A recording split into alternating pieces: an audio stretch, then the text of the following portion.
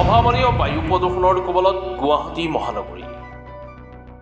গুৱাহাটীত চলি থকা নিৰ্মাণ কাৰ্য যান বাহনৰ ধোঁৱাই ভয়ংকৰভাৱে প্ৰদূষিত কৰি তুলিছে বায়ুমণ্ডল। এতিয়া বায়ু প্ৰদূষণে এনে এক পৰ্যায় পাইছেগৈ যে দিল্লীৰ প্ৰদূষণৰ মাত্ৰাকো গুৱাহাটীয়ে অতিক্ৰম কৰিছে। চলিত মাহত গুৱাহাটীৰ মহানগৰীৰ বায়ুৰ গুণাগুণৰ সূচকাংক 250লৈ বৃদ্ধি পাইছে।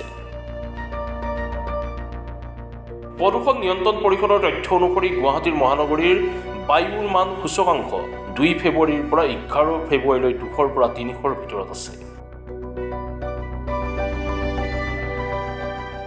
কেন্দ্ৰীয় প্ৰদূষণ নিয়ন্ত্ৰণ বৰ্ডৰ মতে AQI 0ৰ পৰা 50ৰ ভিতৰত থাকিলে ভাল।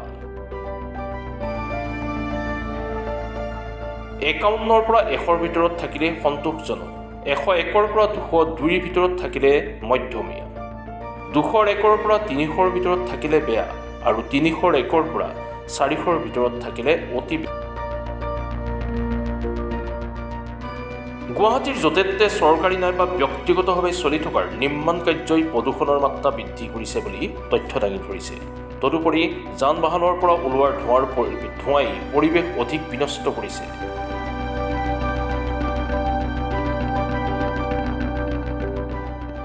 ব্ৰহ্মপুত্ৰৰ পাৰৰ বালিত উৰি আহিছে গুৱাহাটীৰ পৰিৱেশ দূষিত হোৱাৰ ইন্ধনৰ যোগান।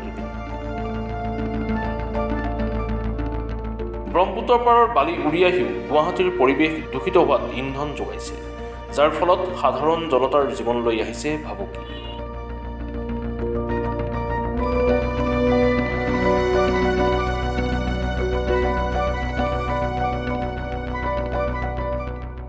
নিউজ এক্সপোৰ্ট, মাছমি নিউজ।